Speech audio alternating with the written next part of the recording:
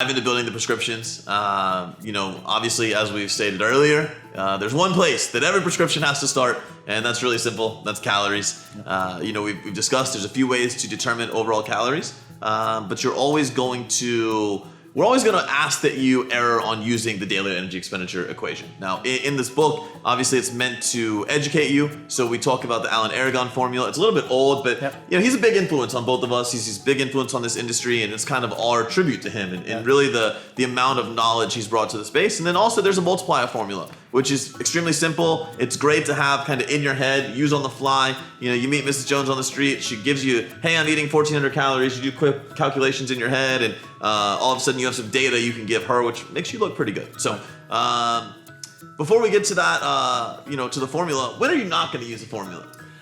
I don't know, guys, take a step back. Think about it. Okay, formulas. What is it using? It's using age, height, weight, and some of the other equations, activity factors. So let's say someone comes to you and it's Mrs. Jones and she weighs 300 pounds.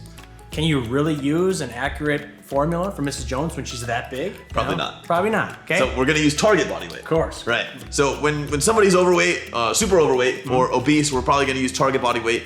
But really those are the times, or if they're super under eating or super way overeating. Over high burners. Yep. You're gonna get the skinny guys that come, they're gonna be eating 4,500 calories. You get the CrossFit athletes that are doing tons of activity that what they're eating is double what some of these equations even tell you. Absolutely. So let's jump into the formulas. As we said, the first one that we're always gonna recommend is the daily energy expenditure equation. Now, what the daily energy expenditure gives you is basically the amount of calories to hold you at the current weight, right? Where you are at right now, not gaining, not losing. It takes into account, as we talked about earlier, 4 things: your basal metabolic rate, the thermic effect of feeding, your exercise activity, and your non-exercise activity thermogenesis.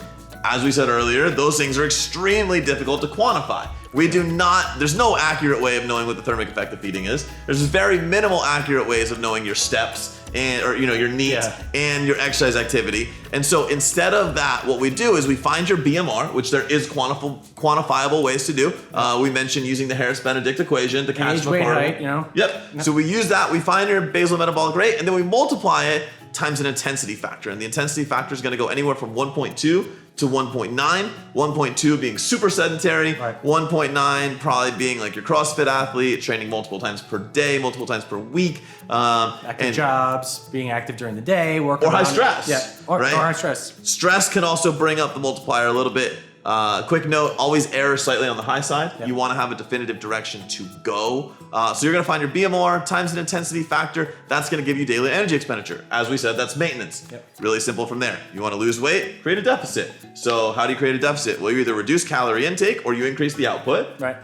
You want to gain weight, create a calorie surplus. Eat more food, do a little bit less. Really, it is that simple to figure out your calories. And honestly, guys, that's the starting point. Okay, what works for Client A is not going to work for Client B. What works for Jason is not going to work for me. You do this long enough, you get a little better feel for getting going, but understand everyone's going to be different.